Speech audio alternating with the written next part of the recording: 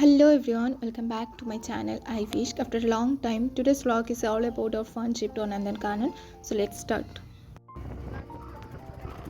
আমরা আগে যে তারকাটা লোক হঠাৎ একদিন প্ল্যান না করে অটোতে চেপে রওনা দিলাম নন্দনকাননে। আমাদের সাথে মেঘা আর বিপসার মতন ভদ্রমেয়ে থাকার দরুন শেষ পর্যন্ত আমাদের ভিতরে ঢুকতে দেওয়া হলো। আর এদিকে ঢোকার সাথে সাথে কিছু রিল পাগল পাবলিক আনন্দে আত্মহারা হয়ে ভিডিও বানাতে শুরু করলো। এই করতে করতে এক জায়গায় সোনালি বানর দেখে শ্রেয়া তার ফটোগ্রাফি স্কিল প্রমাণ করতে লেগে গেল। কিন্তু শ্রেয়ার এই স্কিলের চক্করে আমরা ছত্রভঙ্গ হয়ে সাথীহারা নাগিনের মতন অজানা গহীন জঙ্গলের মাঝে এক অতি সুন্দর খোলা প্রান্তরের মতো বড় পুকুরের কিনারায় এসে পড়লাম। তারপর পাশেই দেখলাম কাঁটাতারে বন্দি আমাদের মতোই জীবনযাপন করা কিছু পাখি। কিন্তু এই করে আর কতক্ষণ সঙ্গী সাথী ছাড়া থাকা যায়, তাই ফোনের উপর ফোন করতে শুরু করলাম এই নেটওয়ার্কহীন অঞ্চলে। আর দিশাহীন হয়ে হাঁটতে হাঁটতে শেষ পর্যন্ত খুঁজে পেলাম তারকাটা সঙ্গীদের।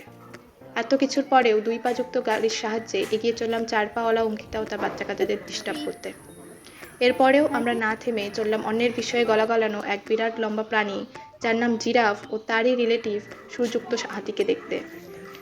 এইসব দেখেই হঠাৎ রাগে আঠা আমার টুপিটা ছিনিয়ে নিল এবং টুপিটা পেয়ে কিছুক্ষণ পর হঠাৎ ঠান্ডা হয়ে সবাইকে হ্যালো বলতে আরম্ভ করলো।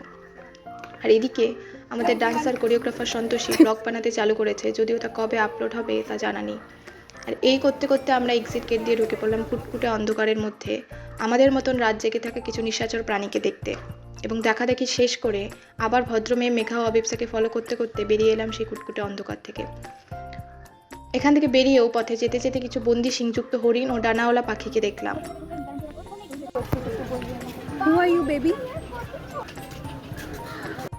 এত পশু পাখি জন্তু জানোয়ার দেখে আমাদের মধ্যে এই কজন তারকাটা লোকেরা কি করবে না করবে ভেবে না পেয়ে এইসব পাগলামি শুরু করলো। এমন সময় আমি দেখি সবাই ফটো তুলতে লেগে গেছে, কারো ধ্যানই নেই পিছনে সেই সুরওয়ালা হাতির দল আমাদের চিনতে পেরে কেঁপে গেছে এবং আমাদের তাড়া করতে লেগেছে। আর আমরা হাতির তাড়া খেয়ে খোলা কুটিরে আশ্রয় নিয়ে কোনো মতে প্রাণ রক্ষা করেছি। এরপরে হাতির তাড়া খাওয়ায় অপমানিত বোধ করে আমরা এই জায়গা ত্যাগ করব বলে সিদ্ধান্ত নিলাম এবং রওনা দিলাম এক্সিট গেটের উদ্দেশ্যে।